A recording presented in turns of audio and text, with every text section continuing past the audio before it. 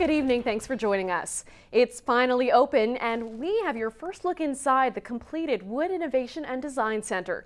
The center will soon be home to a pair of university programs and the new tenants are itching to move in. Welcome back. It may be Halloween, but today at the Civic Center it was looking a lot like Christmas. This is Prince George's 40th annual studio fair. For shoppers, there's a new treasure around every corner. Good evening, thanks for joining us. Exactly 1 month from today, Prince George voters will head to the polls. On the ballot, they'll choose 8 councillors and a mayor. But that isn't how it works everywhere. Some cities are split up into wards, so there's always someone to represent each part of town. No, definitely dangerous territory, so if you don't know if a lady is expecting or not, best not to say anything at all. Yeah, as long as she's feline fine. And actually, a very appropriate story for us, given that this is National Cat Day. Yes, heard it again in 2014. Don't exactly have to twist my arm to eat a bowl of chili. Well, that's our show for tonight. Thanks so much for watching, and we hope you do visit ckpg.com and take our news survey. We'd love for you to help us make the CKPG news even better. Have a great night. Now, it's just a hop, skip, and a jump to our province's capital. Victoria is the latest destination direct from YXS.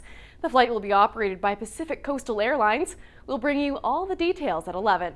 Quite the opposite, I'm afraid. We could actually see the first snow of the season. But still, the weekend is looking better than what's in store for us next week. Right now, Tropical Storm Anna is heading straight for BC. Right now, she's actually just past the Hawaiian Islands, and she could bring hurricane-force winds and drenching rain to some parts of BC.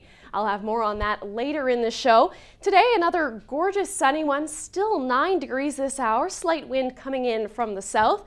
We reached a high of 9 degrees, which is still above average for this time of year, but that is set to change over the next few days. As for our air quality readings at our 3 local monitoring stations, looking good right across town over the last 24 hours. The Spruce Kings were facing a tough task last night, welcoming Penticton to the Coliseum. The V's came into the game with a 10-1 record, leading their division and frustrating a lot of teams with their fast-paced game. In overtime, little break for the V's. Zerder Gossage has the game on his stick in tight, but Jenks, who was so good in this one, turns it away.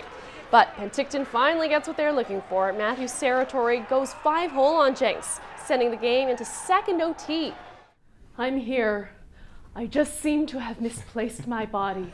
I'll try to find it in a minute, but first, our weather forecast. A perfect night for trick-or-treating across the prairies, chilly down in Winnipeg,